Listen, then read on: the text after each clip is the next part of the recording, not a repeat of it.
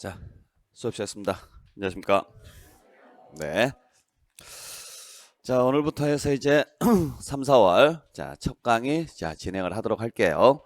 자, 일단 뭐 1월달, 2월달 기본적인 내용 다 설명드렸었죠?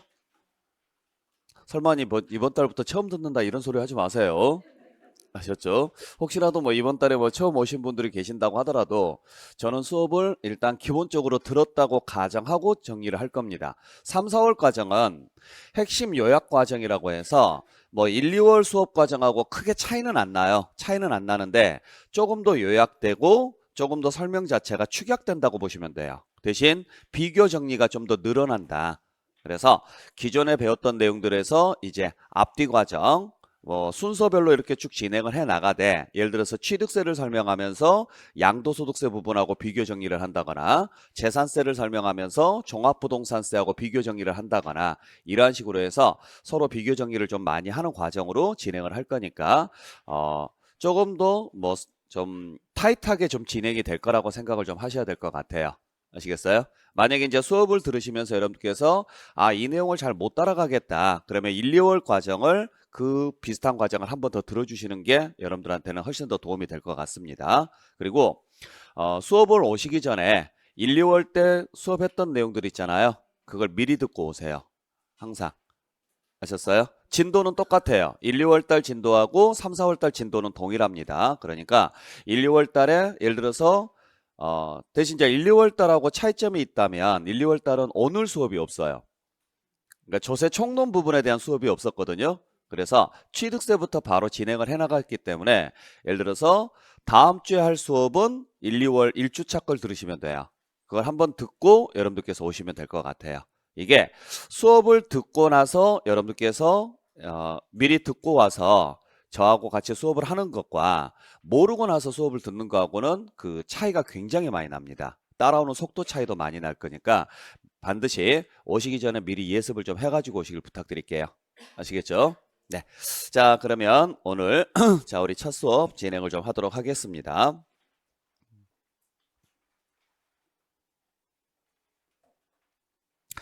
자, 우리가 배울 내용, 부동산 세법입니다. 지금부터 이제 배울 내용은 부동산 세법인데, 뭐 이미 한 과정을 다 거쳤기 때문에 다 아시는 내용이에요. 그래서 부동산과 관련된 세금에 대해서 배운다. 그것도 부동산을 거래할 때 나올 수 있는 세금, 취득해서 보유하고 양도했으면 다른 누군가는 다시 뭐 할 것이고, 취득을 하게 될 것이고, 이 과정 속에서 나올 수 있는 세금 총 5개. 즉 취득 단계에서 나오는 세금인 취득세, 등록면허세, 보유 중에 내는 세금인 재산세, 종합부동산세, 그리고 양도할 때 내는 세금인 양도소득세 위주로 해서 여러분들 수업이 진행이 될 거다. 아시겠죠? 네. 자, 그리고 물론 이제 보유 중에 우리가 재산세나 종합부동산세 외에 부동산 등을 임대해서 발생하는 소득에 대해서 내는 세금인 종합소득세도 같이 정리가 좀 들어갈 겁니다. 그래서 우리 취득세나 등록면허세 합쳐서 보통 4문제 정도 출제가 되고 재산세, 종합부동산세 합쳐서 보통 4문제 정도가 출제가 되고 소득세 통틀어서 기본 6문제입니다. 소득세 통틀어서. 그래서 본세에서 기본적으로 총 14문제.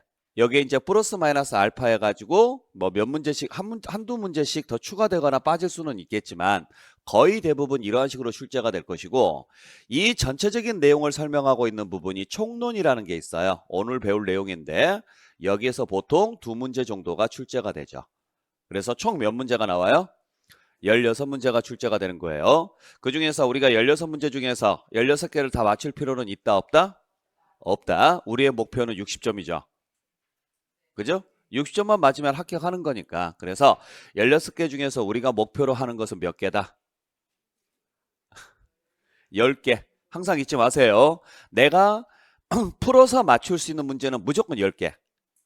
그리고 거기에서 여러분들께서 그래서 제가 수업을 통해서 여러분들이 10개는 충분히 맞출 수 있게끔 해드릴 거예요. 아셨어요?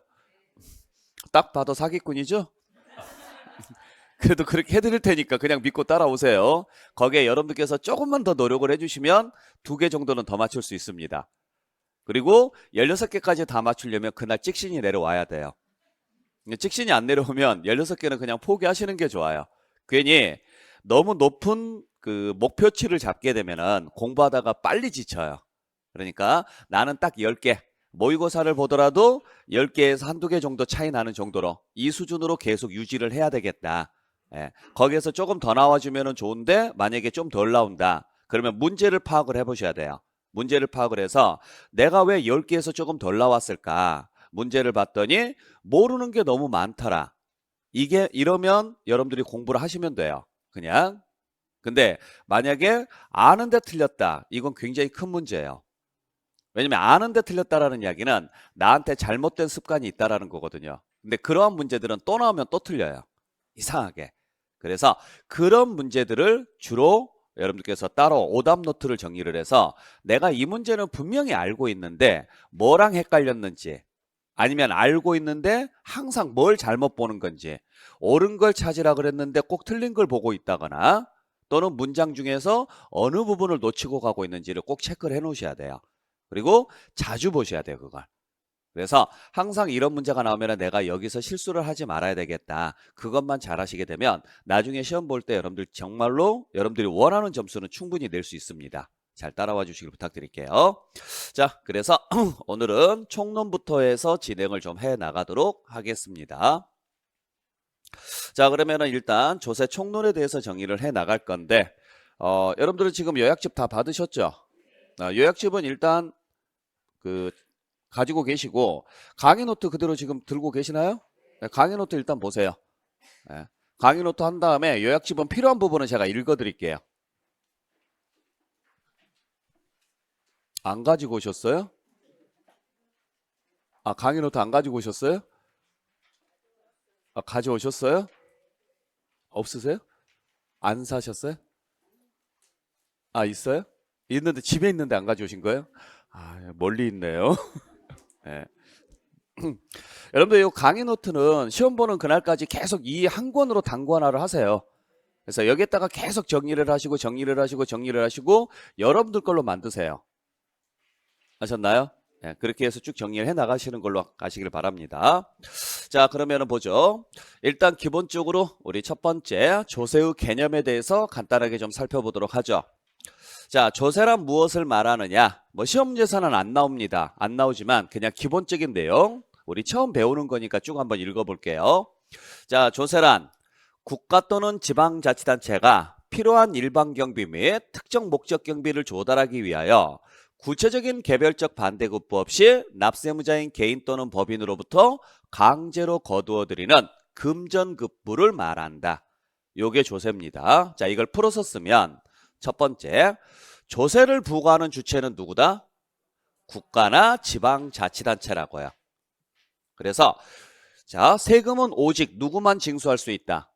국가나 지방자치단체만 징수할 수 있으며 국가가 징수하는 세금을 국세, 지방자치단체가 징수하는 세금을 지방세라고 합니다.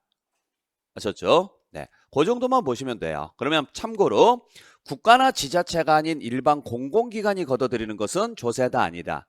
아니에요. 그래서 공공기관들이 걷어들이는 것은 보통 공과금이라고 해서 금자를 쓰거나 회비라고 해서 비자를 써요. 그러니까 참고로 세금에만 보통 무슨 글자를 쓰느냐면 세자를 씁니다. 세금에만. 예. 그러니까 세금 아닌 것은 세자 안 쓴다고 보시면 돼요. 물론 세금 아닌 것 중에서 세자 쓰는 게 두 개 있다 그랬죠. 뭐예요? 전세 월세. 예. 그러니까 전세 월세 빼고는 세금 아닌 것에는 세자 안 쓰는 거예요. 그러니까 가장 대표적으로 잘못 쓰는 용어가 전기세, 수도세라 그랬죠? 전기세, 수도세는 세금 아닙니다. 그러니까 전기세, 수도세가 아니라 전기요금, 수도요금이라고 해야죠. 금자를 써야죠. 금자. 그래서 혹시라도 시험 문제에서 이게 조세냐 아니냐 물어보는 문제가 나왔다. 근데 뒤에 봤더니 세자가 안 붙어 있다. 그러면 세금 아닙니다. 세자가 붙은 것은 무조건 세금이고. 그렇게만 알고 계세요. 두 번째, 그러면 국가나 지방자치단체는 세금을 왜 걷느냐? 왜 걷는다? 그렇죠. 경비에 충당할 목적으로 걷어들입니다. 그러니까 국가나 지자체가 운영되려면 운영비가 필요하고 그 운영비 성격으로 걷어들이는 게 뭐다? 세금인 거죠. 그러면 운영비 목적이 아니라 제재 목적으로 걷어들이는 것은 세금이다 아니다? 아닌 거예요. 가장 대표적으로 벌금이라든지 과태료 같은 경우죠. 이러한 것들. 역시나 여기는 세자가 붙어요, 안 붙어요? 안 붙죠? 세금이 아니라는 거죠. 그래서 세금이 되려면 두 가지 전제 조건이 필요합니다. 첫 번째는 누가 징수해야 된다? 국가나 지방자치단체가. 두 번째는 무슨 목적으로 징수해야 된다? 경비에 충당할 목적으로 징수를 해야 됩니다. 이 두 가지 요건 중에 하나라도 충족이 안 되면 세금이 아닙니다. 국가나 지자체가 아니거나 또는 국가나 지자체라고 하더라도 경비에 사용할 목적이 아니거나 그러면 세금이 아닙니다.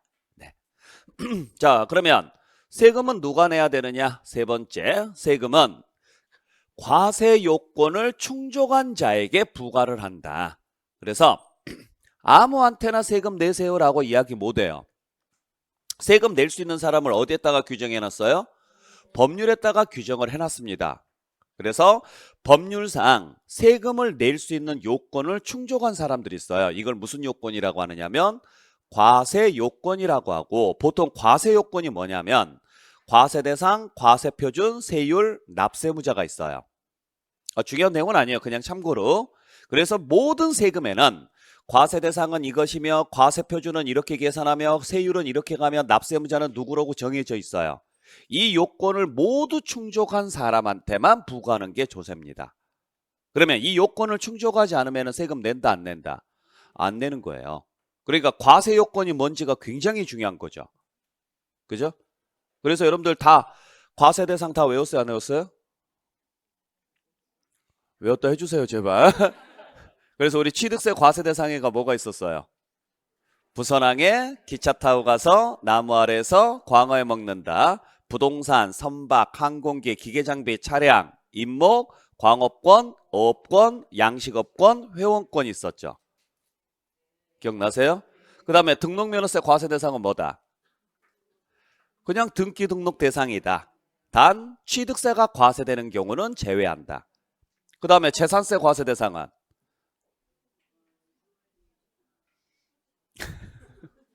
토지, 건축물, 주택, 선박, 항공기, 줄여서 부선항. 기억나세요? 그 다음에 죄송합니다. 종합부동산세 과세 대상은 뭐다? 그래요. 토지하고 주택이다. 그 다음에 양도소득세 과세 대상은 부부, 기신, 주파, 부동산, 부동산에 관한 권리, 기가 뭐예요? 기타 자산, 기타 자산, 네. 신이 신탁수익권, 주가 주식, 파가 파생상품. 이게 다 법률로 정해져 있다, 안 정해져 있다? 정해져 있다고요. 기억나시죠? 네. 그리고 과세표준은 뭐냐? 취득세 과세표준은 사실상 취득가격으로 한다. 단 시가 인정액으로 가는 경우도 있었고 시가 표준액으로 가는 경우도 있었다. 네. 그 다음에 재산세 과세표준은 뭐냐? 시가 표준액에다가 공정시장가액 비율 60%나 70%를 곱한 금액으로 합니다. 종합부동산세 과세표준이 뭐냐? 공시가액의 합계액에서 주택 같은 경우는 9억이나 12억이나 0원을 공제한 금액의 공정시장가액 비율을 곱하십시오. 별도 합산토지 같은 경우는 80억을 공제한 금액의 공정시장가액 비율을 곱하십시오. 종합합산토지는 5억 원을 공제한 금액의 공정시장가액 비율을 곱하십시오. 그냥 저 혼자 계속 말할 거예요. 들으시면서 맞아 그게 있었어 라고 생각이 들면 돼요. 그 다음에 양도소득세 과세표준은 뭐냐? 가, 필, 차, 특, 소, 기, 과. 양도가액에서 필요경비를 공제해서 차익을 구하고 장특공제를 공제해서 소득금액을 구하고 기본공제를 공제해서 과세표준을 계산하면 됩니다. 그게 우리가 지금까지 배웠던 내용. 거기에 이제 세율들이 있었죠? 뭐 취득세 세율, 뭐 2.3%, 2.8%, 3%, 3.5%, 4%짜리. 그래서 뭐 38광땡, 815 광복 요딴 거 외웠었고. 그 다음에 등록면허세도 마찬가지였고 0.2%짜리, 0.8%짜리, 뭐 1.5%짜리, 2%짜리, 6,000원짜리가 있었고. 그 다음에 재산세 같은 경우는 비례세하고 누진세 구조로 돼 있는데 뭐 0.07%, 0.2%, 뭐 0.25%, 0.3%, 0.5%, 뭐 4%, 5% 그런 게 있었어요. 네. 그 다음에 양도소득세 같은 경우에는 우리가 4, 5, 6, 7, 6 기억나세요? 40%, 50%, 60%, 70%짜리가 있었고 누진세가 적용되는 경우도 있었고 예. 그게 다 법률로 정해져 있다고요. 이 모든 요건이 다 충족이 된 자에게만 부과가 가능하다. 그러니까 이게 굉장히 중요한 거죠. 앞으로 우리가 배울 내용 중에서. 자, 그 다음에 네 번째, 조세는 개별적 직접적 반대급부 없이 부과된다. 반대급부가 무슨 말이라 그랬어요? 대가라 그랬어요. 그러니까 세금이라는 것은 나를 위해서 쓰는 돈이 아니라 국가 전체를 위해서 써주세요라고 기부하는 돈이라고 보시면 돼요. 강제로. 그러다 보니까 나한테 직접적인 혜택은 돌아온다, 안 돌아온다? 안 돌아온다고. 개인적인 혜택은 없다고요. 대신 공통적이고 간접적인 혜택은 있죠. 그죠? 우리가 세금을 냈기 때문에 이 자유로운 대한민국 안에서 살 수 있는 거고 이런 혜택들을 받는 거지 내가 1,000만 원 냈다고 해서 나한테 1,000만 원어치 해주는 건 아니다. 네. 자, 그 다음에 다섯 번째, 조세는 어떻게 징수한다? 강제적으로 징수합니다. 세금이라는 것은 당연히 자, 세금이라는 것은 당연히 나라를 유지하기 위해서 필요한 돈이라고 그랬죠? 그러니까 여기에 살고 있는 사람은 누구나 당연히 내야 되는 거예요. 안 내면 국가 유지가 안 되니까 강제적으로 걷는다라고 보시면 되죠. 그래서 조세는 계약관계다 아니다? 아닙니다. 계약관계가 아니라 법률에 의해서 강제적으로 징수되는 돈이라는 거죠. 그 다음에 마지막으로 여섯 번째, 조세는 어떻게 내는 게 원칙이다? 금전으로 내는 게 원칙입니다. 왜? 왜 금전으로 내야 돼요? 그렇죠. 쓰기 편하기 위해서. 세금은 저축이 목적이 아니에요. 사용이 목적이니까. 그래서 쓰기 편하려면 어떻게 하십시오? 현금으로 내주세요. 물론 현금으로 내기가 곤란한 경우에 한해서 아주 예외적으로 뭘 인정하고 있어요? 물납을 인정하고는 있죠. 네. 자, 그래서 여기까지가 조세의 특징인데 다시 1번부터 쭉 연결해서 읽어볼게요. 자, 조세란 누가? 국가나 지방자치단체가 뭐에 충당할 목적으로? 경비에 충당할 목적으로 누구로부터? 과세 요건을 충족한 자로부터 뭐 없이? 반대급부 없이 어떻게? 강제적으로 징수하는 것으로서 무엇으로 납부하는 걸 말한다? 금전으로 납부하는 것을 조세라고 합니다.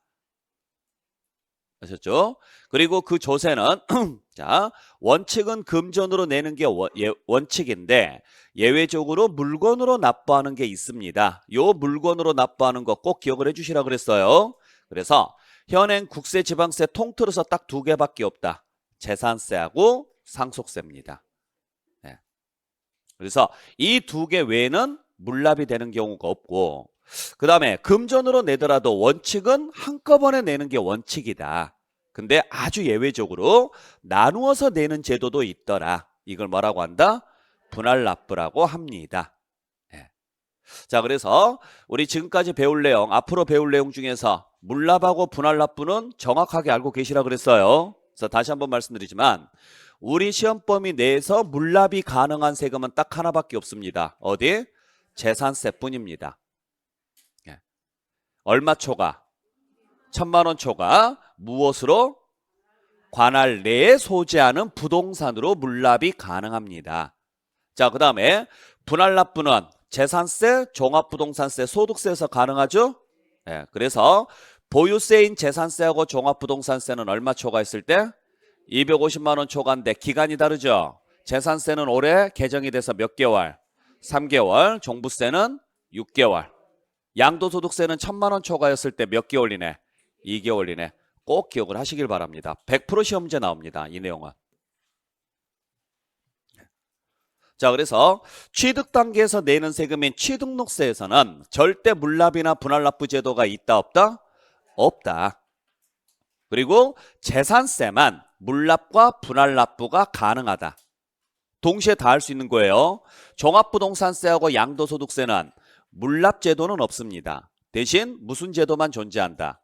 분할납부 제도만 존재할 것이며 그리고 요 분할납부할 때 기간은 동일한 경우가 단 하나도 없어요. 3개월, 6개월, 2개월입니다. 36이라고 해서 정확하게 정의를 해놓으셔야 돼요. 아시겠죠? 그리고 좀 더 구체적으로 설명을 드린다 그러면 분할납부 같은 경우는 이 금액을 기준으로 잡고 이 금액의 2배를 넘느냐 안 넘느냐에 따라서 달라지죠. 그래서 이 금액의 2배를 넘지 않으면 이 금액 초과분만, 근데 이 금액의 2배를 넘어가면 50% 이하의 금액을 분할납부할 수 있죠. 기억나시죠? 네, 그래서 재산세나 종부세 같은 경우는 500만 원을 기준으로 해서 500만 원 이하면 250만 원 초과분, 500만 원을 초과하면 50% 이하. 양도소득세는 2천만 원을 기준으로 해서 2천만 원 이하면 1천만 원 초과분, 2천만 원을 초과하면 50% 이하의 금액을 분할납부할 수 있습니다. 그러니까 기준금액과 기간을 정확하게 외우셔야 돼요. 분명히 올해 시험지에 이건 100% 나와요. 비교하는 문제로서 분명히 100% 나올 거니까 꼭 기억을 하시고, 특히 주의하셔야 될 것은 자, 일단 기간 자체는 완전히 다릅니다. 3개월, 6개월, 2개월입니다. 아셨어요? 이건 그냥 외우실 수밖에 없는 거예요. 그 다음에 주의하셔야 될 것은 재산세는 1,000만 원이 초과가 됐었을 때 물납이 되지만 양도소득세는 1,000만 원이 초과됐을 때 뭐가 가능한 거예요? 분할납부가 가능한 거예요. 그러니까 똑같은 1,000만 원 초과라는 말이 나왔을 때 재산세 문제에서 나왔느냐 양도소득세 문제에서 나왔느냐 구분 잘 해주시고, 그 다음에 또 하나 주의하셔야 될 것은 1,000만 원이 초과되면 재산세에서 1,000만 원이 초과되면 물납만 돼요? 아니에요. 분할납부도 가능해요. 분할납부는 250만 원을 초과하면 되는 거죠. 그 250만 원 초과 범위에 1,000만 원이 들어가요 안 들어가요? 들어가요. 이해되셨죠? 그러니까 꼭 1,000만 원 초과가 물납만 물어보는 문제일 수는 물납만 물어보는 문제라고만 생각하지 마시라고요. 재산세에서는. 아셨어요? 250만 원은 100% 분할납부 문제입니다. 근데 1,000만 원 초과는 물납이 대부분이겠지만 1,000만 원 초과를 주면서 분할납부를 같이 물어볼 수도 있다고요. 그래서 항상 이 내용 꼭 기억을 좀 해주시길 부탁드립니다. 자, 그 다음에 두 번째. 자, 우리가 이제 세금을 분류를 해볼 건데, 자, 세금은 이름은 하나지만 얘를 부르는 명칭은 여러 개로 구분되어 있어요. 뭐 제가 예전에도 한번 말씀드렸다시피 여러분들 이름은 하나지만 여러분들을 부르는 호칭은 여러 개죠? 누가 부르느냐에 따라서 달라지잖아요. 부모님이 부를 때는 자녀라고 부르겠지만은 자녀가 부를 때는 부모라고 부르겠죠. 세금도 마찬가지예요. 그랬을 때 일정 기준에 따라서 명칭이 좀 나누어지는데, 첫 번째, 과세 주체가 누구냐에 따라서 세금은 두 개로 나누어집니다. 국가가 부과를 하면은 뭐라고 하고? 국세라고 하고, 지방자치단체가 부과하면 지방세라고 이야기를 하죠. 네. 자, 그 중에서 여러분들께서 알고 계셔야 될 것은 이걸 다 외울 필요는 없고 우리가 배울 이 범위만 기억하시면 돼요. 아셨나요? 자, 그래서 이 중에서 지방세는 어디까지냐? 취득세하고 등록면허세, 재산세까지가 다 무슨 세금이고? 지방세고, 그 다음에 종합부동산세하고 소득세는 국세입니다. 그냥 순서별로 가시면 돼요. 그래서 취득세, 등록면허세, 재산세까지가 지방세, 그 다음에 종합부동산세하고 소득세는 뭐에 해당해요?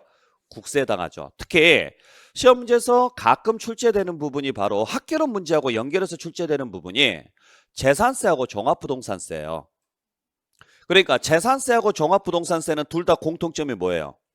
그래요. 보유세라는 거죠. 보유세. 보유세인데 하나는 지방세고 하나는 국세라는 차이점이 있는 거죠. 그래서 재산세는 지방세지만 종합부동산세는 뭐에 해당한다? 국세에 해당한다. 그렇게 보시면 되고, 그 중에서 국세는 어디에서 징수하는 세금? 그래요. 세무서에서 징수하는 세금이에요. 그래서 다시 한번 말씀드리지만은 국가기관 중에서 세금을 담당하는 기관이 어디다? 세무서입니다. 그래서 세무서는 오직 국세만 담당하는 곳이다. 그러면 지방세는 어디에서 징수한다? 지자체에서 징수를 할 것이고, 현행 지자체는 총 6개로 나눠집니다. 특별시, 광역시, 도, 시, 군, 구. 그래서 지방세는 다시 6개의 세금으로 나눠지는데 특별시세, 광역시세, 도세, 시세, 군세, 구세라고 해요. 그 중에서 취득세는 어디에서 징수하느냐? 광역단체인 특광도에서 징수합니다. 그래서 특별시, 광역시, 도. 대신 재산세는 기초단체인 시, 군, 구에서 징수하는 세금이죠. 그러니까 재산세하고 취득세하고 중복되는 게 있어요, 없어요?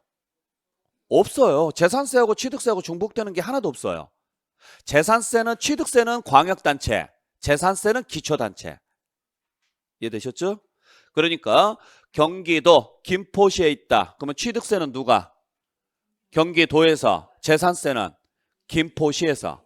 항상 우리가 주소를 쓸 때 맨 앞에 쓰는 주소에서 가져가는 게 취득세, 그 다음 주소지에서 가져가는 게 재산세. 그렇게 생각하시면 돼요. 그리고 순서별로 기억을 하시면 돼요. 특광도 시군구 딱 외워놓고 맨 뒤에 거 2개 연결합니다. 그게 뭐예요? 등록면허세라고 보시면 되죠. 등록면허세. 그래서 자, 특별시, 광역시, 도, 시, 군, 구. 그래서 위에 3개가 취득세, 밑에 3개가 재산세, 맨 뒤에 거 2개 연결한 게 등록면허세. 됐죠? 네. 그래서 만약에 시험지에서 다음 중 특별시세에 해당하는 것은 이렇게 물어봐요. 그러면 그냥 취득세만 찾아내시면 돼요. 이해되셨나요? 만약에 이 3개 세금, 우리가 배우는 이 3개 외에 만약에 뭐 지방교육세가 나온다거나 지역자원시설세가 나온다거나 이렇게 나올 수도 있죠? 그런 것들은 그냥 무시하세요. 그러니까 보통 여러분들께서 안 배우는 세금들이 나올까 안 나올까요? 나올 수 있어요. 나올 확률은 거의 반반입니다. 안 나올 수도 있고 나올 수도 있고 하는데 그게 정답이 될 확률은 거의 제로예요. 안 배우는 세금은. 그러니까 거의 대부분의 정답은 여러분들이 수업 시간에 배운 내용 안에서 다 찾아낼 수가 있으니까 크게 걱정하지 마시고 딱 요것만 좀 기억을 해 주시라고요. 특광도 시군구 딱 적어놓고 위에 3개가 취득세, 밑에 3개가 재산세, 맨 뒤에 거 2개 연결한 게 등록면허세입니다. 됐죠? 네. 자, 2번째. 조세의 사용 목적에 따라서 다시 2가지로 나누어지는데 세금은 경비에 쓴다 그랬어요. 그 경비가 일반적인 경비에 쓰이면 보통세, 특정 목적 경비에 사용하면 목적세라고 하는데 대부분의 세금은 보통세입니다. 그래서 여러분들께서 외우셔야 될 것은 뭘 외우셔야 돼요? 목적세를 좀 외워주셔야 되는데 자, 현행, 국세, 지방세 통틀어서 목적세는 딱 5개밖에 없습니다. 그래서 국세에 해당하는 목적세는 앞자만 따서 어떻게 외우시라고요? 농이라고 외우셔야 돼요. 교육세, 교통에너지 환경세, 농어촌 특별세. 지방세에 해당하는 목적세는 지지라고 외우기는 하는데 이거 지지라고 외우면 안 될 것 같아요. 나중에는 바꾸긴 해야 될 건데 이게 지가 뭔지를 정확히 외우셔야 돼요. 지역 자원시설세하고 지방교육세입니다. 왜냐면 지방세는 대부분이 지자가 들어가요. 그러니까 이거 말고도 지방소비세라는 것도 있고 지방소득세라는 것도 있습니다. 근데 지방소비세나 지방소비세가 뭔지 아세요? 몰라도 돼요. 자, 그 다음에 지방소득세. 역시나 이것도 지자 들어가 있죠? 요건 목적세다 아니다? 아니라고요. 소비세나 소득세는 목적세가 아닙니다. 그래서 지역자원시설세하고 지방교육세만 목적세고 이 세금들은 글자 그대로 이 글자에 들어가는 용도로만 사용이 가능하고 이 글자 외에 다른 용도로는 사용할 수 있다 없다? 없다고 보셔야 돼요. 이것도 그냥 외우셔야 돼요. 아셨죠? 그러면은 우리가 배울 세금이 아까 취득할 때 내는 세금, 취득세 등록면허세가 있고 보유 중에 내는 세금, 재산세 종합부동산세가 있고 양도할 때 내는 세금, 양도소득세가 있는데 취득세부터 양도소득세까지 이 안에 있어요 없어요? 없잖아요. 그러니까 우리가 배울 세금들은 다 무슨 세금이다? 그래요. 보통세예요. 우리가 배울 세금들은 전부 다 보통세라는 이야기예요. 그러니까 세금 걷어서 어디에다 쓰느냐? 아무 데다가 쓸 수 있다고요. 아무 데다가. 이 5개만 이 용도 외에 이 용도로만 쓰는 거고 이 용도 외에 다른 용도로는 쓸 수 있다 없다?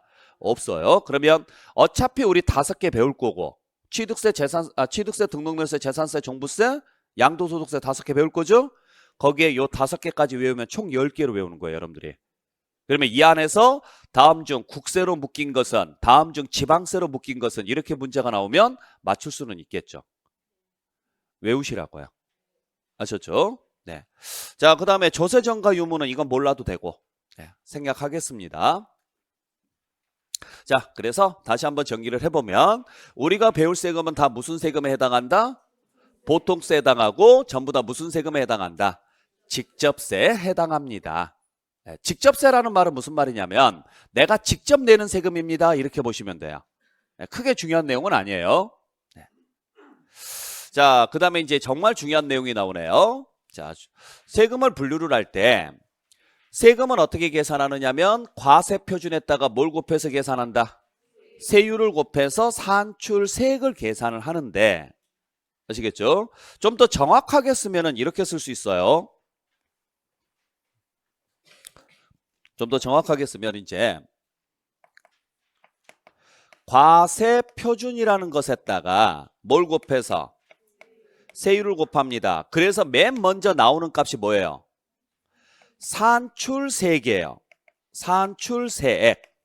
글자 그대로요. 산술적으로 계산해서 나온 세금이다. 그래서 얘를 뭐라고 하는 거예요? 산출세액이라고 하는 거예요. 이해되셨어요? 네.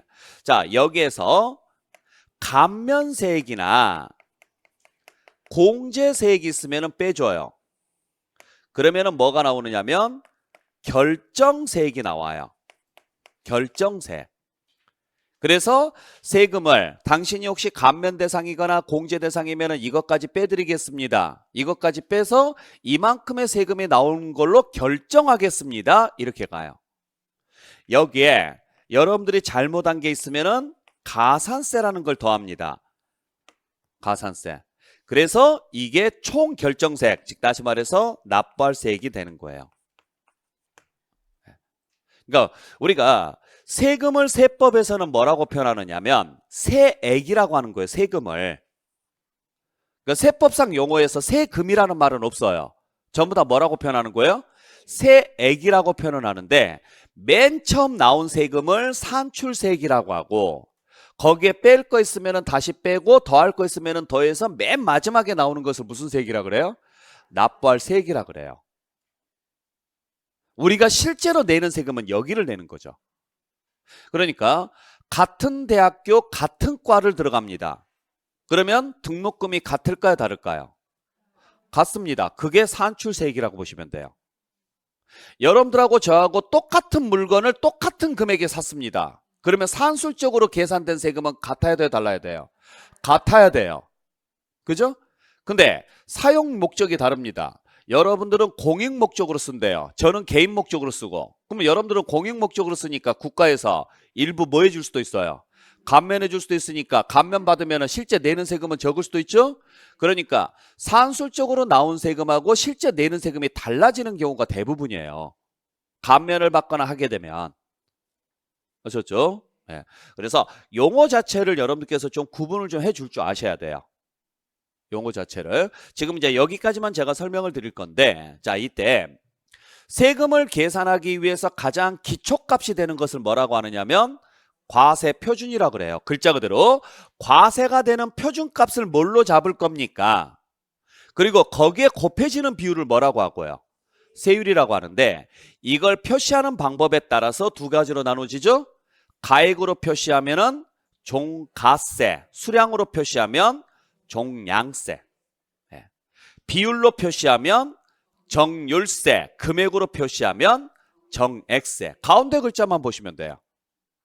뭐 시험지에 자주 나오지는 않아요. 가끔 출제가 되는 부분이니까. 그때 보통 대부분은 종가세고 정률세 구조로 돼 있고 아주 일부만 종량세, 정액세 구조로 돼 있습니다. 그래서 우리 취득세 같은 경우에는 취득 물건을 가지고 계산하는 거예요. 취득 가액을 가지고 계산해요. 취득 가액 가지고 계산해요. 가액으로 계산했으니까 무슨 세? 종가세고 거기에 곱해주는 비율은 2.3%다, 2.8%다. 퍼센테이지로 나오죠? 정률세. 아셨어요? 우리가 배울 세금은 전부 다 종가세 구조고 정률세 구조입니다. 딱 하나만 제외하고 종량세 구조로 가는 거. 어떤 경우? 그렇죠. 등록면허세에서 말소 등기할 때.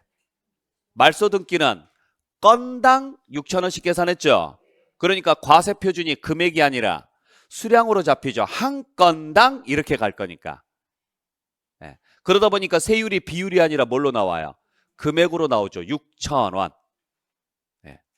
그러니까 여러분들이 배우실 앞으로 세금 중에서 유일하게 종량세 정액세 구조가 나오는 경우는 딱 하나밖에 없다. 어디? 등록면허세밖에 없습니다. 등록면허세. 자, 그 다음에 다시 과세표준을 적용하는 방식에 따라서 다시 두 가지로 나누어지는데, 물건 중심으로 계산하면 물세고 사람 중심으로 계산하면 인세고, 거기에 적용할 세율이 고정된 세율을 적용하면 비례세고 점진적으로 늘어나는 세율을 적용하면 누진세입니다. 그래서 자 글자 그대로 물건 하나씩 하나씩 계산하면 무슨 세? 물세. 그냥 이게 누구 겁니까를 보고 계산하면 인세. 됐나요? 거기에 고정된 세율을 적용하면 비례세, 점진적으로 늘어나는 세율을 적용하면 누진세인데, 자, 기본적으로 물세로 가면은 비례세가 원칙입니다. 그리고 인세로 가면은 누진세가 원칙입니다. 이게 기본. 아주 예외적으로 물세로 감에도 불구하고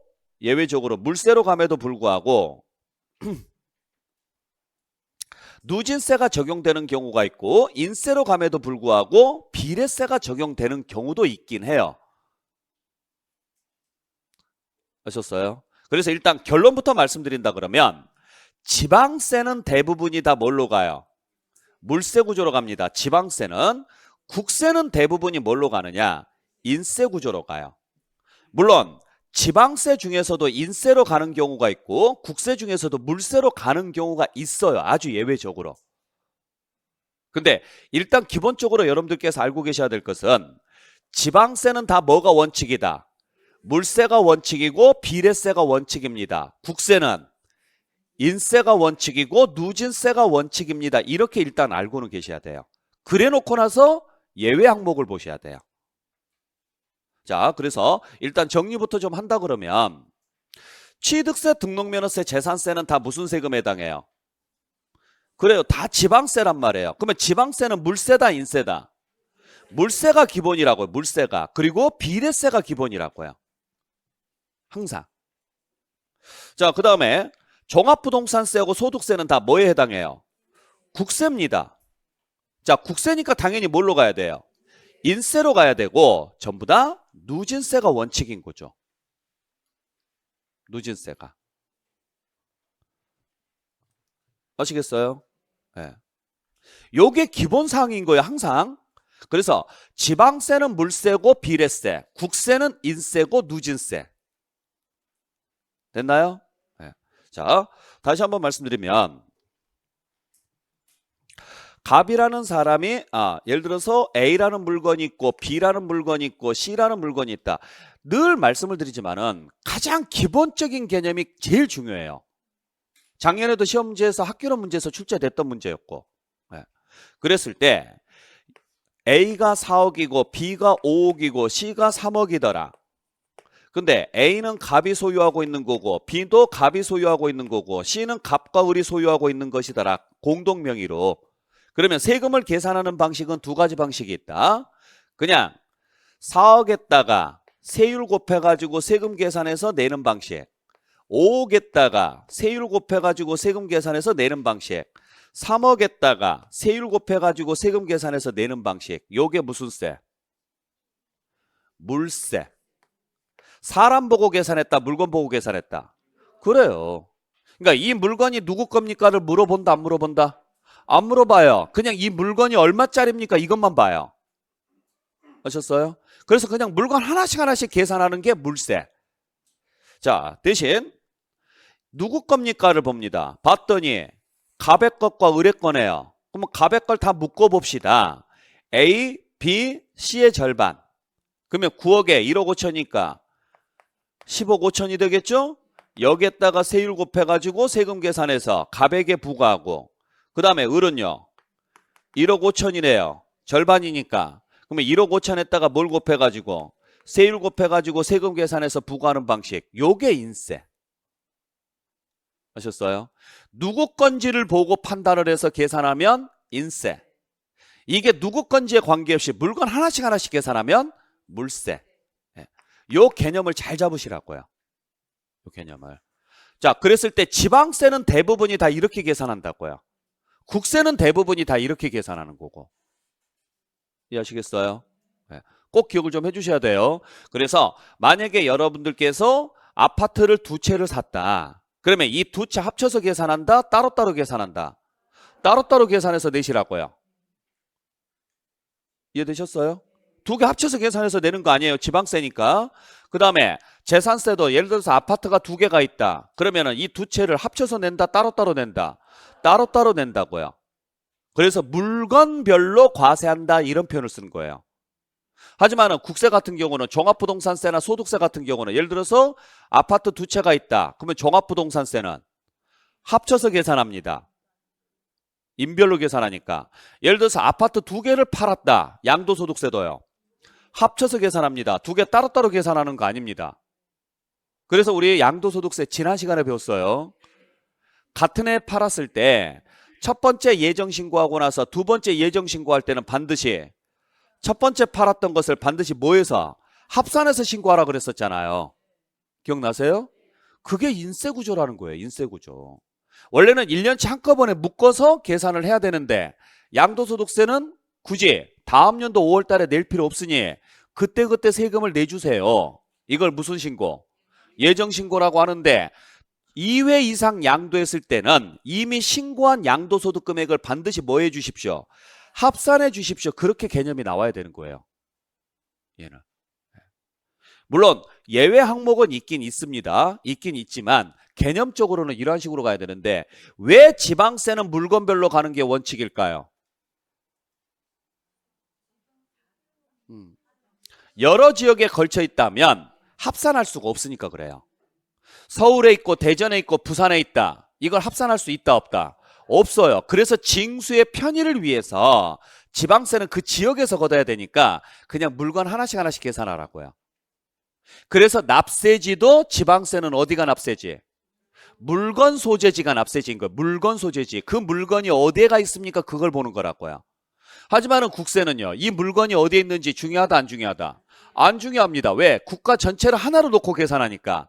그러니까 누구 겁니까가 중요한 거예요. 그래서 납세지도 그 사람 주소지로 가는 거죠. 그 사람 주소지. 그래서 지방세는 물건 소재지로 가는 거고 국세는 뭘로 가는 거고 사람 주소지로 가는 거고 납세지 자체도. 잘 확인을 해 주셔야 돼요. 그리고 자 사람의 능력에 따라서 더 잘 버는 사람한테 조금 더 부과하는 세금. 요 구조가 누진세. 그냥 사람 능력에 관계없이 물건 하나씩에 대해서 그냥 하나의 세율을 적용하는 게 비례세. 개념 잘 이해를 하셔야 되죠. 특히 누진세 개념은 정확하게 이해하시라고 그랬어요. 누진세 개념은 계산은 못 하셔도 돼요. 계산은 못 하셔도 되는데 개념은 이해를 하셔야 돼요. 개념은.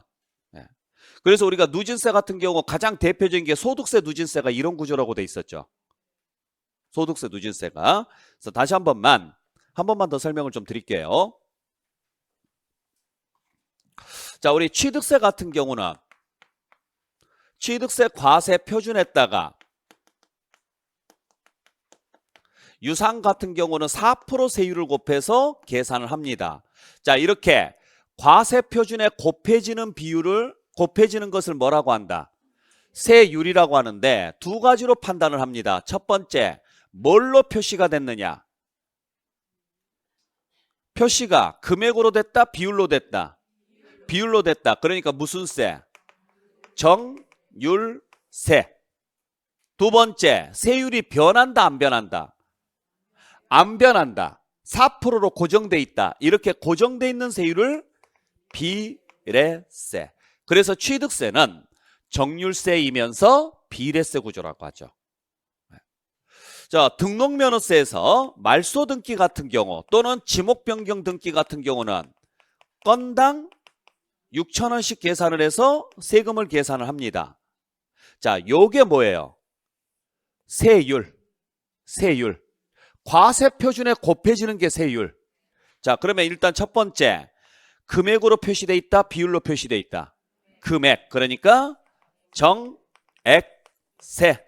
금액으로 표시되어 있으니까. 금액 할 때 액자를 써서. 두 번째, 변한다, 안 변한다? 안 변합니다. 그죠? 한 건이어도 얼마? 6,000원. 두 건이어도 6,000원. 요게 변하는 거지 얘가 변하는 게 아니라고요.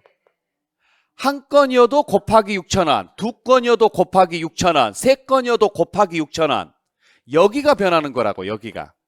그러죠? 그러면 세율은 변한다, 안 변한다? 안 변한다고요. 그러니까 우리가 이게 산수를 하다 보니까 항상 결과값만 생각을 해요. 그래, 한 건이면 6,000원이면 두 건이면 12,000원. 여기를 생각하는 거잖아요. 자, 변하지 않으니까 얘도 비례세. 네. 자, 소득세 같은 경우에는 과세 표준에다가 6에서 45% 세율을 곱해서 세금을 계산을 합니다. 자, 요게 뭐예요? 세율. 요게 세율. 자, 그때 이 세율이 금액으로 표시돼 있다, 비율로 표시돼 있다. 비율로. 그러니까 정율세. 두 번째, 고정돼 있다, 늘어난다. 늘어난다. 그래서 누진세. 이렇게 간다 그랬죠. 네. 자, 그러니까 비례세 구조하고 자, 정률세, 정액세 구조는 표시 방법에 따라서 대신 비례세, 누진세는 적용 방식에 따라서 과세 표준 크기에 관계없이 고정된 세율을 적용을 하면은 무슨 세라고 하고 비례세라고 하고 점진적으로 늘어나는 세율을 적용하면 누진세라고 한다. 그때 누진세를 만들어 놓은 이유는 뭐 때문에 만들어 놨다?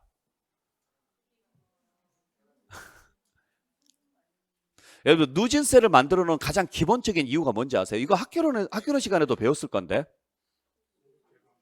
예? 그렇죠. 소득재 분배예요. 소득재 분배. 그러니까 누진 구조가 지금 여기에 아까 소득세에서 나와 있는 것처럼 지금 이런 식으로 돼 있는데 이게 이제 가장 대표적인 케이스인 거예요. 소득세는 6%에서 총 45%까지 몇 단계로 구성되어 있어요? 8단계로 구성되어 있습니다. 8단계. 그러니까 다시 한번 말씀드리지만은 제일 첫 번째 칸이 얼마예요? 1,400만 원입니다. 두 번째 칸이 5천만 원입니다. 세 번째 칸이 8,800만 원입니다. 네 번째 칸이 1억 5천이고 다섯 번째가 3억이고 그 다음에 5억이고 그 다음에 10억입니다. 네. 그랬을 때 누진율은요. 계단식으로 올라가는 구조로 돼 있죠. 항상 누진율은 계단식으로 올라간다 그랬어요.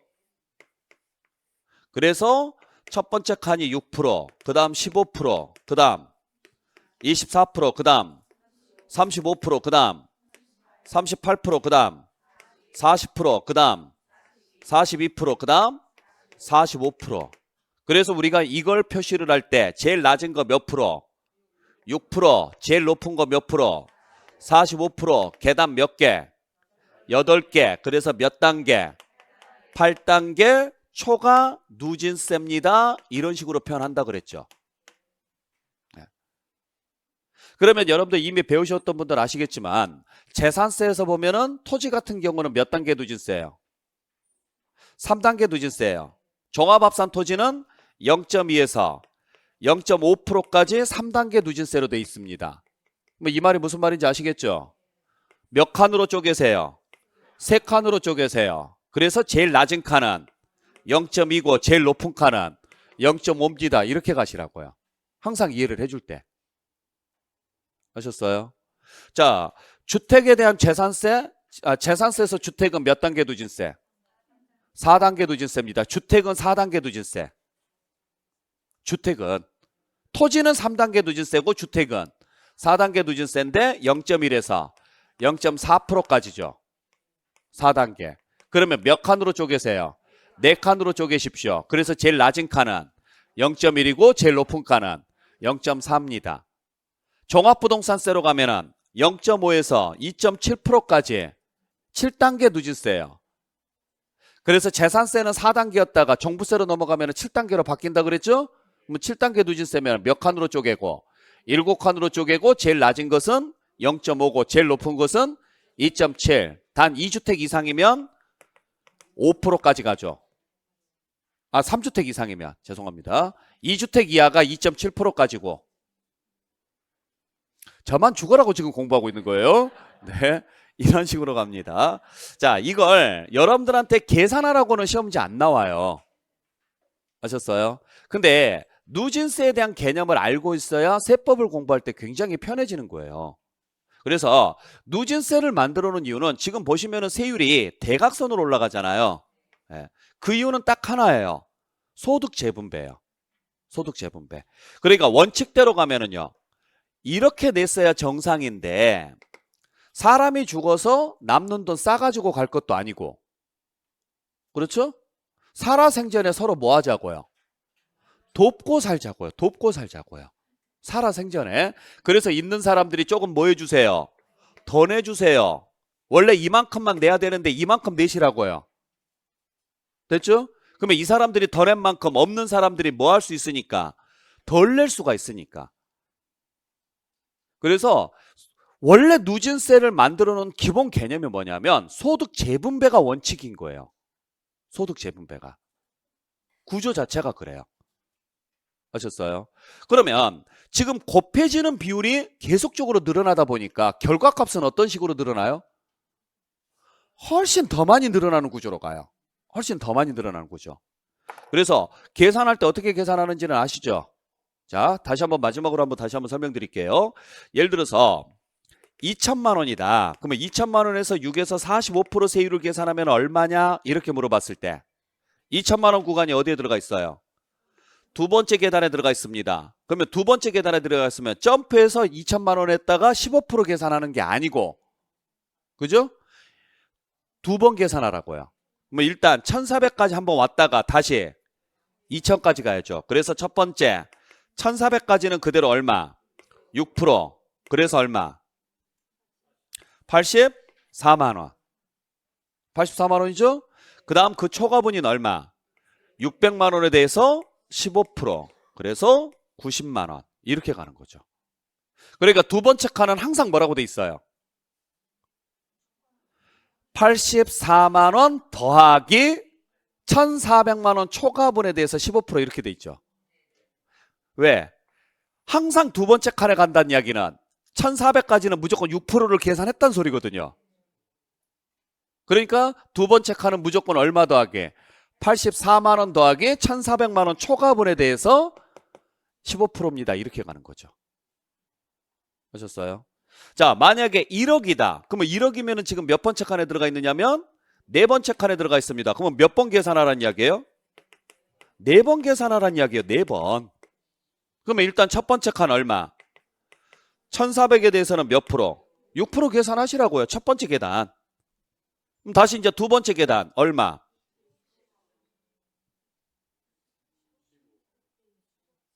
그러니까 얼마?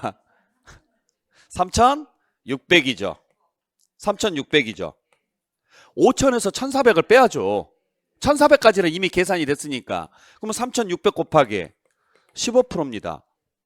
자, 그러면은 1,400 했다가 3,600 더했으니까 얼마? 5,000이네요. 그럼 이제 세 번째 칸 가야죠? 얼마? 3,800 여기 곱하기 24%입니다. 그럼 8,800까지 왔죠? 그럼 1억까지 가려면 1,200 남았네요. 거기에 대해서 35%입니다. 자, 네 번째 칸 뭐라고 돼 있어요?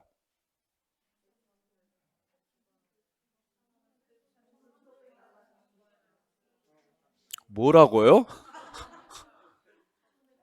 1,500. 그래요. 요 세 개 다 합친 게 1,536만 원이라고요. 요 세 칸 다 합쳐놓은 게, 요 세 칸 다 합쳐놓은 게 얼마라는 거예요? 1,536만 원이라는 거예요. 그러면 거기에다가 8,800만 원 초과분에 대해서 35% 계산하면 되는 거잖아요. 그래요. 요거 계산해서 답 나오면 되는 거예요. 네, 요런 계산 문제는 안 내요. 시험지에서. 중요한 것은 뭐냐면 2천만 원하고 1억하고 딱 계산을 해보면 몇 배 차이? 5배입니다. 근데 세금은 이거 계산하면 172만 원 나오죠? 네. 자, 요것만 계산해도 172만 원입니다. 그러면 172만 원에 5배면 200만 원 잡을게요. 200만 원에 5배면. 근데 여기는요. 1,000만 원보다 훨씬 많이 나왔잖아. 이거 빼고도. 그죠?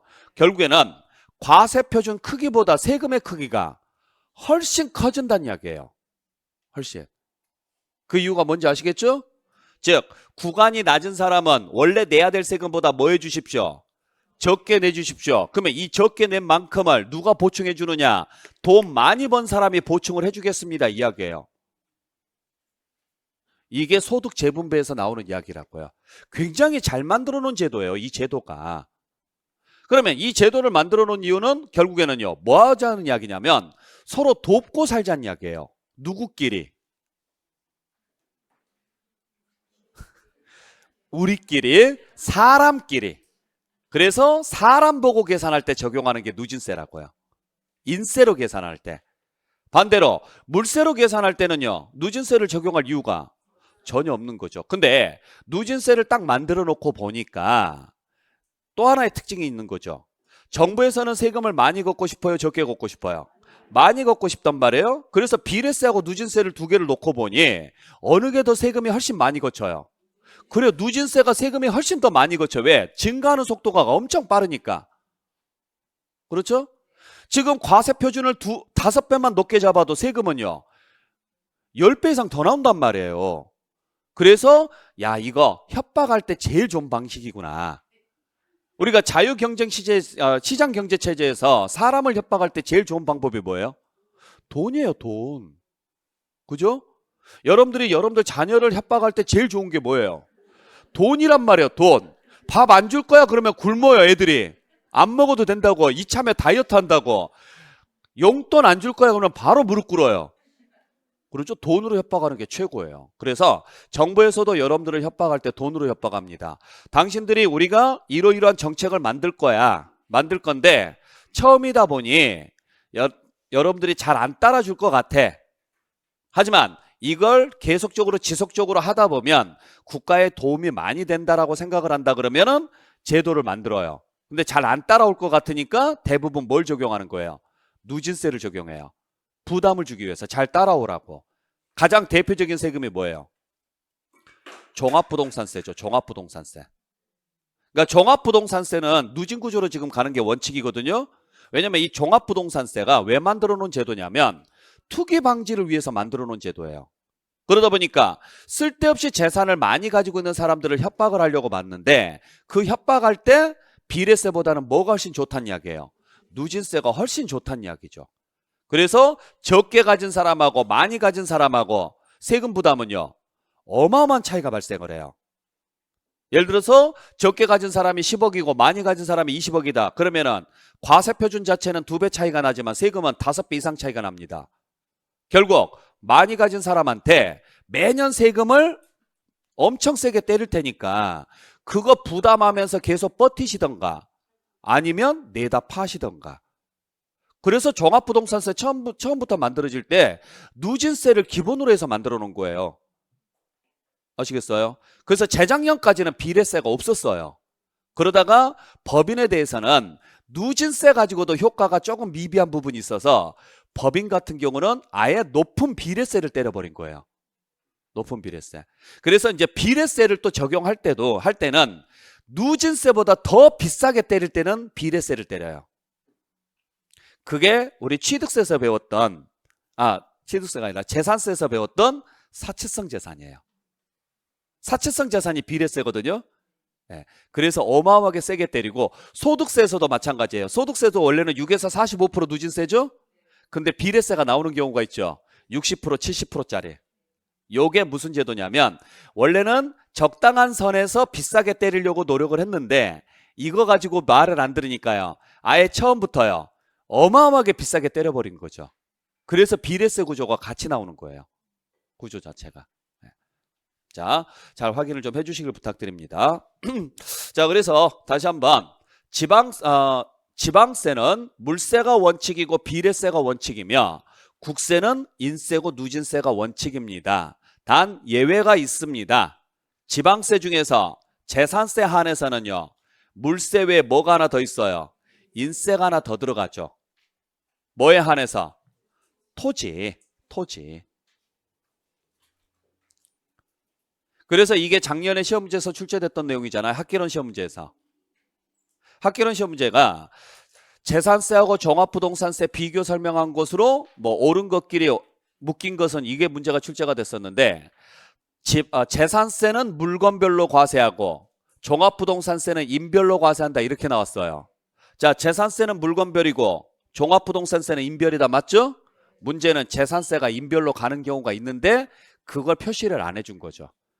그래서 그걸로 이의 제기를 했고 그게 받아들여져서 그 문제는 모두 정답 처리가 됐었던 거고. 자, 그러다 보니까 원래 지방세는 누진 구조가 나와야 안 나와요? 안 나와야 정상이에요. 지방세는. 그래서 원래 지방세는 누진 구조가 없는 게 정상인데 재산세만큼은 비례세 외에 뭐가 나오기 시작해요? 누진세 구조가 나오기 시작하는 거죠. 토지에 대해서. 그리고 주택은 물세임에도 불구하고 누진세죠. 주택은. 토지는 인세이면서 누진세고 주택은 물세이면서 누진세로 가는 거죠. 그래서 재산세가 약간 좀 복잡해요. 그 다음에 종합부동산세는 국세니까 원래는 뭘로 가야 돼요? 누진세로 가야 돼요. 근데 법인이 소유한 주택에 한해서만 비례세로 가요. 그 다음에 양도소득세도 원래 6에서 45% 누진세가 원칙인데 미등기 같은 경우는요 70% 비례세가 적용이 됩니다. 자, 그러다 보니 결론적으로 취득세부터 양도소득세까지 통틀어서 다 비례세는 다 나오죠? 그러면 여러분들이 외워야 될 것은요 누진 구조가 나오기 시작하는 것은 어디서부터 나온다? 재산세부터 나옵니다. 그래서 재산세부터는 비례세 외에 무슨 구조가 다 나옵니다. 누진 구조가 다 나옵니다라는 걸 알고 계셔야죠. 그래서 만약에 세율 구조 중 비례세와 누진세가 모두 적용될 수 있는 세목으로 옳게 묶인 것은 이렇게 문제가 나왔다. 그럼 일단 취등록세는 무조건 버리고 가셔야 돼요. 취등록세에서는 누진 구조가 있다 없다? 아예 없습니다. 이거 꼭 기억을 좀 해주시고 여기 이러한 식으로 해서 전체적인 구조를 물어보는 문제가 시험 문제 나올 수 있어서 그래요. 아셨어요? 네, 그 정도 정리해 주시면 되고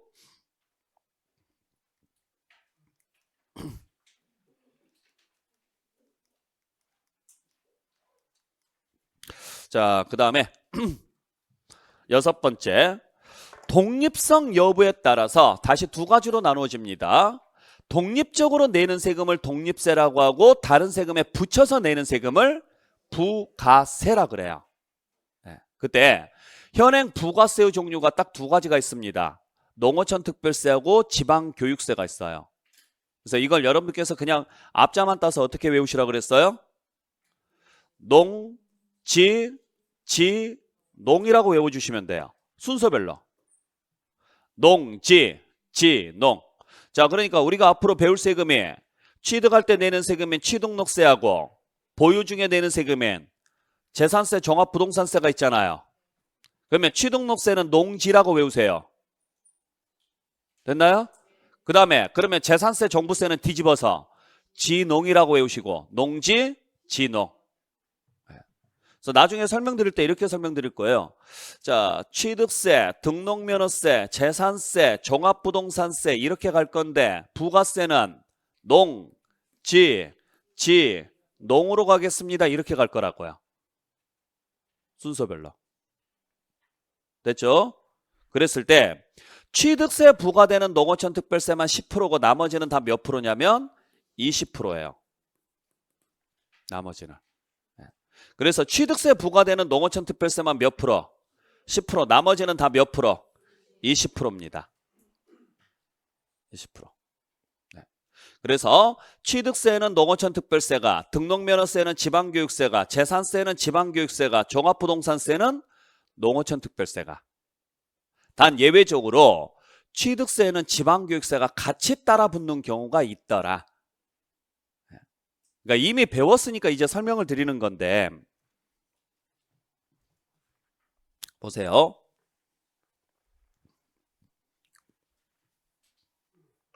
우리가 취득세를 내는 케이스가 두 가지가 있습니다.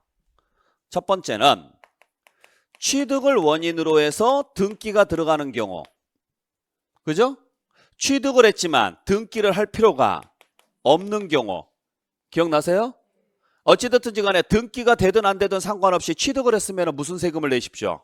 취득세를 내십시오. 반대로 취득 원인 없이. 자, 이 경우는 지금 취득세를 내는 케이스죠? 반대로 취득 원인 없이 등기만 하는 경우는요. 등록면허세를 낸다 그랬어요. 기억나세요? 그때 요 취득행위에 부과되는 세금이 농어촌 특별세 10%고 요 등기행위에 부과되는 세금이 지방교육세 20%예요. 요 등기행위에 부과되는 세금이. 그러면 취득과 등기 다 내는 세율을 무슨 세율이라 그래요? 취득세에서 표준세율이라 그래요. 기억나세요? 취득만 내고 등기를 안 내는 세율을 기준세율이라 그랬어요. 그래서 취득세에서 표준세율을 적용할 때는 농어촌 특별세와 지방교육세 두 개가 다 붙어요. 농어촌 특별세하고 지방교육세가. 근데 기준세율을 적용할 때는 농어촌 특별세만 부과되고 지방교육세는 없어요. 반대로 등록면허세는요. 취득행위가 없으니까 농특세가 붙을 이유가 없어요. 대신 지방교육세만 붙는 거죠. 그래서 취득세는 농어촌 특별세, 등록면허세는 지방교육세, 순서대로 농지. 단 취득세에서 등기가 들어가는 경우는 농어촌 특별세 외에 뭐가 같이 따라 붙는 경우도 있다. 지방교육세가 같이 따라 붙는 경우도 있습니다. 이렇게 가는 거예요. 그러니까 설명은 이렇게 드리는데 여러분들께서 그냥 공부하실 때는 농지, 지농으로 해서 그냥 순서별로만 기억을 좀 해주세요. 아셨어요? 그리고 지금부터 이제 제가 간단하게 계산식을 지금 말씀을 드릴 거거든요. 이건 그냥 참고로 들으시는 거예요. 참고로. 이런 계산 문제가 나오더라도 만에 하나 나오더라도 찍으세요. 네. 자, 그래서 무슨 이야기냐면 예를 들어서 여러분들 그 실무적으로 오피스텔을 취득하면 취득세 몇 프로 내는지 아세요? 오피스텔.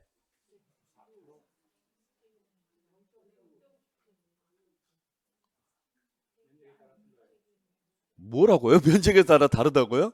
오피스텔을 매매로 사면 분양받으면 4.6% 냅니다. 4.6%. 네. 왜 4.6%냐? 예를 들어서 10억짜리 오피스텔을 매매로 산다고 가정을 해봐요. 아셨어요? 그러면 4% 곱해서 오피스텔은 주택이 아니기 때문에 취득할 때는 주택 아니에요. 오피스텔은. 그러니까 취득세 가면은 뭐라고 돼 있느냐? 과세 물건을 판단할 때는 사실상 현황으로 판단하십시오. 단 사실상 현황이 분명하지 않으면 공부상 현황으로 판단하십시오. 이렇게 돼 있어요. 오피스텔은 살 때부터 주거용인지 업무용인지를 확인할 수가 없어요. 그러니까 사실상 용도가 분명하지 않습니다. 그래서 공부상 용도인 업무상으로 봐요. 재산세부터는 주거용인지 업무용인지가 명확하게 구분이 돼요.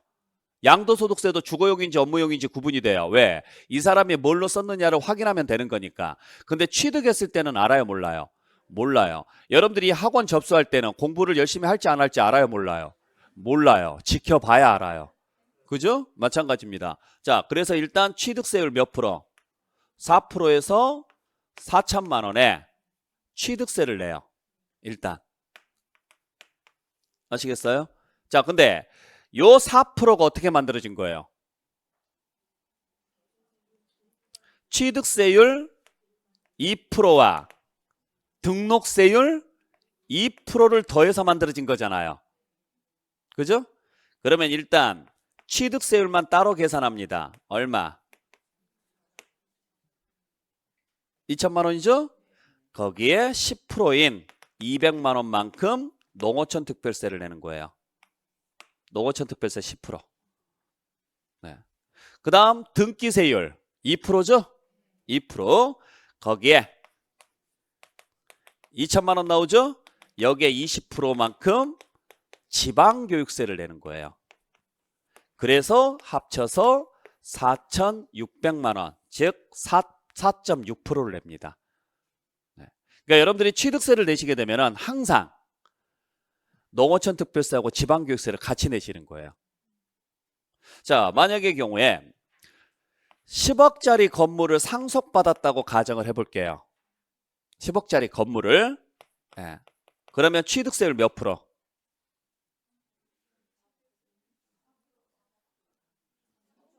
취득세율 몇 프로? 2.8. 2.8이죠? 그러면 일단 10억에 2.8% 계산해서 2,800만 원 취득세를 냅니다. 계산이 됐죠? 근데 2.8%가 2% 더하기 0.8로 구성되어 있잖아요. 그러니까 10억에 2% 계산한 2천만 원에 10%인 200만 원을 농어촌 발전을 위해서 내주시고 다시 10억에 0.8% 계산한 800만 원에 20%인 160만 원을 지방교육 발전을 위해서 내시라고요. 그래서 토탈에서 3,160만 원 냅니다. 그래서 실무에서는 상속은 3.16%라 그래요. 2.8%라고 설명 안 해요. 왜? 부가세까지 포함해서 설명을 해버리거든요. 그러니까 2.8%라고 설명을 했으니까 당연히 2.8%가 나와야 되는데 더 많이 나오거든요. 나중에 공인중개사한테 와서 따져요. 너가 분명히 이만큼 나온다고 했는데 왜 이거보다 더 나오느냐. 아, 부가세 제가 빼고 설명을 드렸습니다. 부가세까지 합치면 더 나옵니다 라고 이야기를 하는 거죠. 그래서 매매어도 실무에서는 4%라고 설명 안 해요. 4.6%라고 설명을 하고 주택 같은 경우는 아파트 같은 경우는 6억 원 이하는 1%죠. 기억나세요? 실무에서는 1%라고 안 해요. 1.23% 뭐 1.2 몇 프로 이렇게 이야기를 해요. 이제 그게 국민주택이냐 아니냐에 따라서 또 틀려요. 국민주택이면 농특세가 면제거든요. 그러니까 세율이 또 달라져요. 1.1%로 갈 거냐 1.3%로 갈 거냐 여기에 따라 또 달라져요. 그게 이제 여러분들이 실무 가서 하셔야 될 일이에요. 이게 부가세가 이렇게 가는 겁니다. 그래서 항상 내가 이러한 세금을 내게 되면 이러한 세금들이 추가돼서 나올 수 있습니다 라고 알고 계시면 돼요. 이해되셨어요? 그래서 농지, 지, 농이라고 외우시면 되고 그리고 감면세액이 붙으면은 거기에 추가됩니다. 농어촌 특별세 20%가. 그래서 감면세액에는 무조건 20%가 농특세가 추가된다고 보시면 돼요.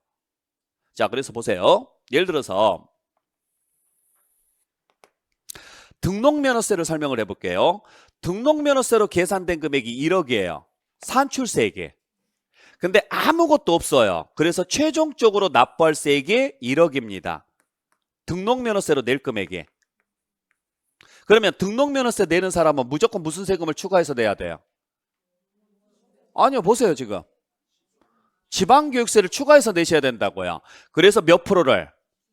그래서 지방교육세 20%인 2천만 원을 추가해서 내니까 산출세액이 등록면허세가 1억이 나오면 실제 내는 세금은 1억 2천만 원을 내요. 이해되셨어요? 그러니까 이건 계산 문제는 시험 문제 안 나온다고 그랬어요. 지금 이 글자를 설명드리기 위해서 말씀드리는 거예요.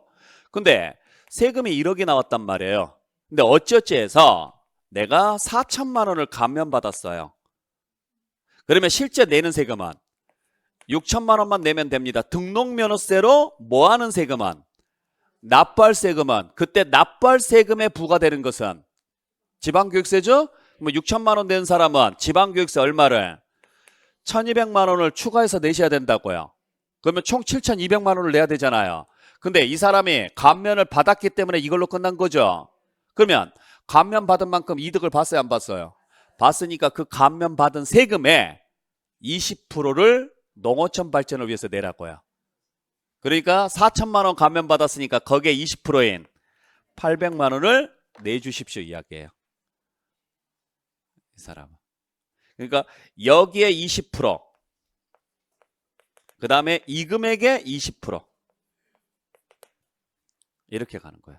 그러니까 실질적으로 40% 감면을 받았다. 그러면 실제 내는 세금은 6천만 원이 아니라 2천만 원까지 더해서 8천만 원 내는 거예요. 8천만 원.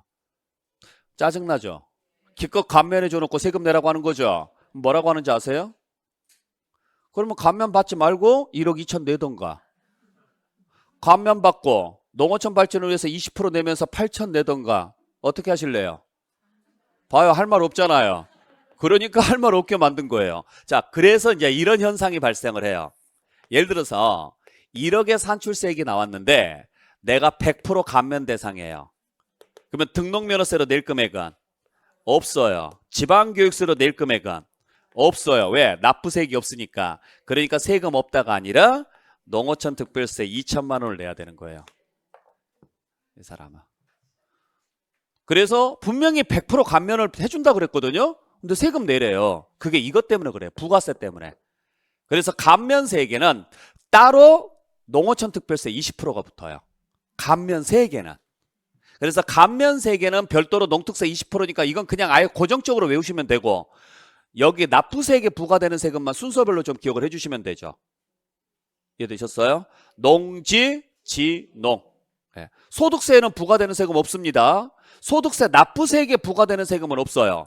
대신 소득세가 감면되면 감면세에게는 무조건 농특세 20%가 부과가 되는 거예요. 그러니까 이렇게 계산식을 보고 나니까 이 글자가 이해가 되세요? 무슨 말인지? 네. 다행이에요. 이해가 된다 그래서. 네. 자, 그래서 여기까지 여러분들께서 정리하시면 되는데, 자, 이 내용을 이제 종합적으로 다 한꺼번에 정리를 했습니다. 여러분들께서는 이걸 보시면서 어떤 부분에 대해서 내가 좀 더 집중적으로 봐야 될지를 잘 확인 좀 해주시라고요. 일단 여러분들이 잘 보셔야 될 것은, 자, 과세 주체, 특별시, 광역시, 도냐, 도구냐, 시군구냐, 요거 정확히 확인해 주시고요. 아시겠어요? 그 다음에 두 번째, 자, 누진세 구조가 나오는 경우는 어디서부터다? 재산세부터 누진 구조가 나오기 시작한다. 그리고 분할납부도 어디서부터 나오기 시작한다? 재산세부터 나오기 시작합니다. 분할납부도. 최소한 이건 무조건 기억을 좀 해주셔야 되고요. 전체적으로 시험 문제를 물어보는 게 아니라 각 세목별로 물어볼 때도 확실하게 알고 계셔야 돼요. 아셨어요? 꼭 좀 정리를 좀 해주시길 부탁드리겠습니다. 자, 그 다음에 하나 더만 하고 좀 쉬었다 갈게요. 자, 우리 시험 문제에서는 역시 또 잘 나오는 내용 중에 하나가 바로 이 내용인데, 부동산을 거래할 때 각 단계별로 나올 수 있는 세금들이 있어요. 취득 단계에서 나올 수 있는 세금이 있고, 보유 단계에서 나올 수 있는 세금이 있고, 양도 단계에서 나오는 세금이 있습니다. 자, 그랬을 때 각각의 단계에서 나올 수 있는 세금 중에서 몇 가지 주의해야 될 게, 취득세, 등록면허세는 당연히 취득 단계에서 나오는 세금인지는 아시겠죠? 재산세, 종합부동산세가 당연히 보유 단계에서 나오는 세금인지는 아시겠죠? 뭐 요건 기본적인 사항이니까. 자, 여기에 추가해서 상속세나 증여세는 당연히 취득 단계에서 나오는 세금입니다. 그러니까 잘 생각해 보세요. 상속세나 증여세는 주는 사람이 내는 세금이에요? 받는 사람이 내는 세금이에요? 그래요. 그러니까 받는 사람이 내는 세금이니까 취득 단계인 거예요. 만약에 주는 사람이 내는 세금이었으면 양도 단계였을 거예요. 오해하지 마시고. 자, 두 번째 이제 지방교육세. 자, 지방교육세는 취득과 보유 단계에서는 나오더라도 무슨 단계에서는 안 나온다? 양도 단계에서는 안 나옵니다. 아까 설명드렸던 것처럼 부가세에서 취득세나 등록면허세나 재산세 다 부과되죠. 지방교육세는. 그죠? 자, 그러다 보니까 자, 지방교육세가 취득세나 등록면허세 나옵니다. 취득 단계에서 나온다 안 나온다? 나옵니다. 보유 단계에서도 나올 수 있습니다. 근데 양도 단계에서는 절대로 안 나옵니다. 그래서 지방교육세는 취득과 보유 단계에서는 나올 수 있어도 양도 단계에서는 나온다 안 나온다? 절대로 안 나옵니다. 반대로 소득세는 보유와 양도 단계에서는 나올 수 있어도요, 취득 단계에서는 나온다 안 나온다? 안 나옵니다. 상식적으로 생각해 보세요. 내가 취득하면서부터 소득이 발생할 리는 없죠. 취득은 오히려 지출인 거잖아요. 그렇기 때문에 소득이 발생할 수가 없습니다. 대신 보유부터 소득이 발생할 수 있죠. 보유에서 발생하는 소득은 임대입니다. 임대를 하면 보유 중에 소득이 발생하는 거죠. 양도를 할 때도 보유 중에 발생을 하는 거죠. 그래서 소득이라는 글자는 어디에서만 나올 수 있는 글자다? 보유와 양도 단계에서만 나올 수 있는 글자라고요. 보유와 양도. 취득 단계에서는 나온다 안 나온다? 안 나옵니다. 물론 그 글자 앞에 양도자가 하나 더 붙어버리면 얘는 양도에서만 나오겠죠. 근데 양도자가 아니라 종합소득세다, 지방소득세다 이런 말은요, 보유나 양도 단계에서 다 나올 수 있다고요. 무조건 나온다가 아니라 나올 수 있다라는 거예요. 그래서 지방교육세는 취득과 보유 단계에서, 소득세는 보유와 양도 단계에서. 정 안 되면 추접하게라도 외워라. 기억나시죠? 네. 그렇죠. 공부부터 먼저 해라. 그리고 가서 돈 벌어 와라. 네. 공부를 먼저 한다. 돈을 먼저 번다. 공부를 먼저 하십시오. 그러니까 공부하는 게 앞에 두게, 돈 벌어오는 게 뒤에 두게. 추접하면 알아서 외우세요. 지금 우리는 추접한 게 중요한 게 아니라 한 문제를 맞추는 게 중요한 거라 그랬죠? 그러니까 정 생각이 안 나면 이렇게라도 정리하시라고요. 그래서 교육세는 앞에 두게, 취득과 보유. 대신 소득세는 뒤에 두게, 보유와 양도. 자, 그 다음에 농어촌 특별세하고 부가가치세가 있습니다. 자, 농어촌 특별세하고 부가가치세는요, 모든 단계에서 다 나옵니다. 아까 취득세, 농특세 부과됐었죠. 종합부동산세도 농특세 부과됐었죠. 그 다음에 소득세, 감면세액에 농특세 부과됐었죠. 그러니까 농어촌 특별세는요, 취득, 보유, 양도에서 다 부과될 수 있다. 될 수 있다라는 거지 된다가 아니에요. 그리고 부가가치세는 상가 등을 거래할 때 발생하거나 임대할 때 발생해요. 거래니까 취득과 양도, 임대니까 보유. 다 나올 수 있습니다. 그래서 이건 앞자 맞따서 어떻게 외우시라고요? 농부라고 외우시라고요. 농부는 부지런하다. 부지런하니까 모든 단계에서 다 나온다. 됐죠? 자, 마지막으로 인지세가 있습니다. 자, 인지세는 뭘 말하는지 아시죠? 인지세. 수입인지를 말하는 거예요. 근데 이 수입인지는 매매계약서에 붙어요, 안 붙어요? 붙어요. 임대계약서에 붙어요, 안 붙어요? 안 붙어요. 임대계약서에 없어요. 그래서 매매계약서에만 붙으니까 취득과 양도에는 나오지만 보유에서는 안 나와요. 원래 옛날에는 인지세도 임대계약서에 붙었거든요. 근데 그게 안 붙은 지가 한 몇 년 됐어요. 한 7년 정도 됐어요. 그래서 그때부터는 보유 단계에서 안 나옵니다. 예. 무조건 요 취득이냐 보유냐 양도 이 문제 나오게 되면 여기밖에 없어요. 나올 게. 요거 확실하게 정리해 주셔야 돼요. 이해를 하시면서 정리하시기 바랍니다. 그래서 지방교육세는 취득과 보유, 소득세는 보유와 양도, 공부 먼저 하고 돈 벌어 와라. 그래서 앞에 두 개가 교육세, 뒤에 두 개가 소득세. 농부는 부지런하다. 부지런하니까 모든 단계에서 다 나온다. 그 다음에 인지는 매매계약세만 붙는다. 그러니까 취득과 양도에는 붙을 수 있어도 임대에서는 안 나온다. 그렇게 해서 정리해 주시길 부탁드릴게요. 이건 세법뿐만 아니라 학개론 문제에서도 잘 나오는 문제. 나중에 학개론 문제 보세요. 이 문제 되게 많이 나와 있어요. 네, 잘 확인하시길 바랍니다. 자, 그래서 여기까지 정리하시고 잠시 쉬었다가 나머지 부분 또 진행하도록 할게요.